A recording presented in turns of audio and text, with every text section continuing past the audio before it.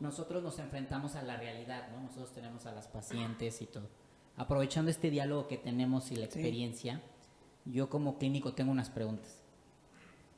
¿Qué hacemos actualmente con la tecnología con las poliploidías? O sea, en donde a veces no nos detectan, o sea, con respecto si vamos a usar secuenciación, nueva generación o SNPs, o hacia dónde va esa parte, o a todas las pacientes hacerles como SNPs, o sea, sería esa pregunta. La otra, ¿qué onda con el nuevo del PGTA Plus? Esa parte nos vendrá a cambiar en realidad. Son varias preguntas, que a lo mejor... Sí.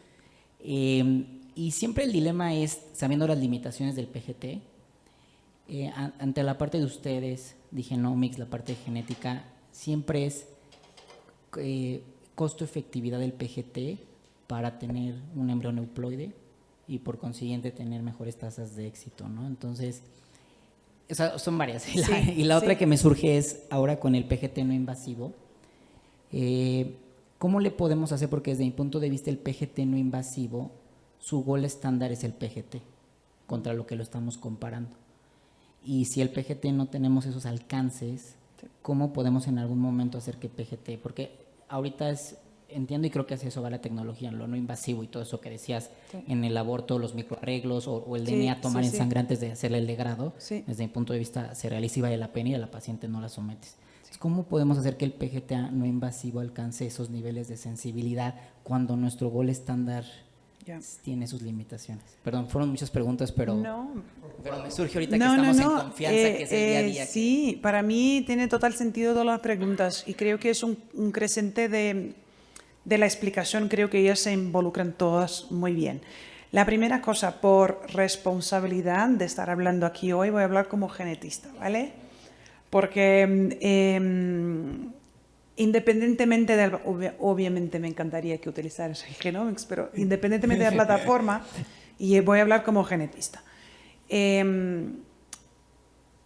Sabes que existe la posibilidad de incluir los SNPs al análisis del NGS, ¿no? Con proveedores que sean, ¿vale? Si tú ves que 3-4% de los embriones euploides que tenemos hoy sin SNP pueden ser triploides, ¿no?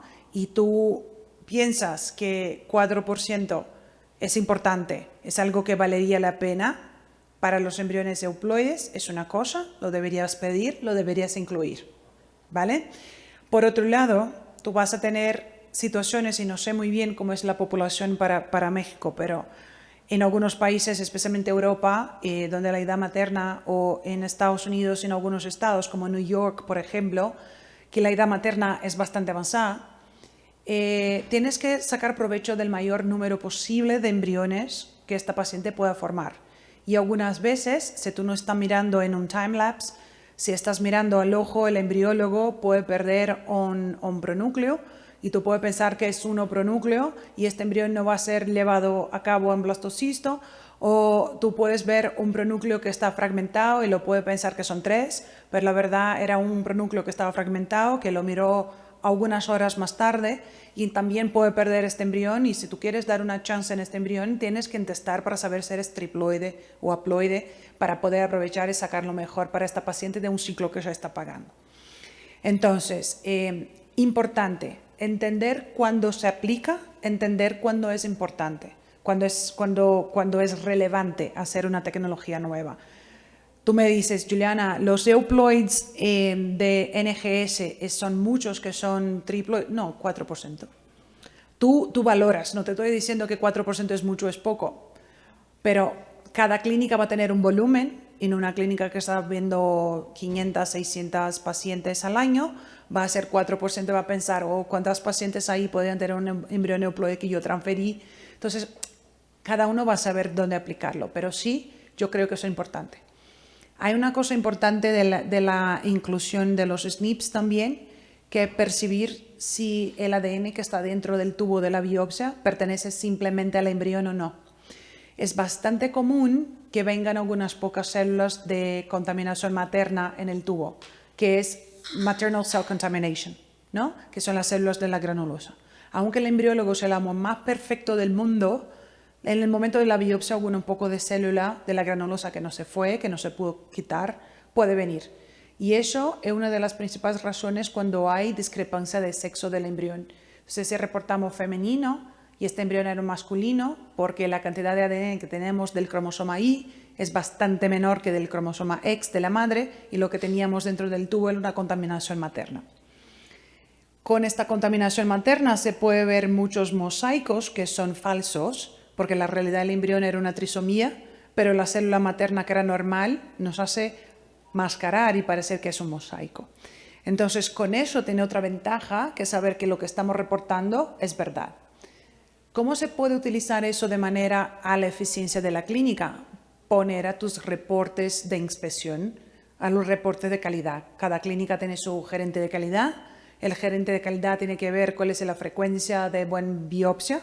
Probablemente pone la sobrevida del embrión, pone cuánto no calls, pone cuánto la falta. ¿Por qué no crear un KPI, un índice más, que es el índice de porcentaje de contaminación? Entonces tú estás controlando la calidad de la biopsia, de tu ambiente, de tu embriólogo, se tiene que ser reentrenado. Entonces es otra posibilidad que existe cuando tú pones los SNPs, ¿vale? Entonces de pensar si eso te interesa o no, y lo va a aplicar a la paciente que te convenga o de la manera que vea mejor. Ahora, cuando hablamos de no invasivo, la principal challenge no es que está comparado con PGTA, es porque hay contaminación materna. Entonces, en el medio de cultivo donde está el embrión hay un montón de células de la granulosa.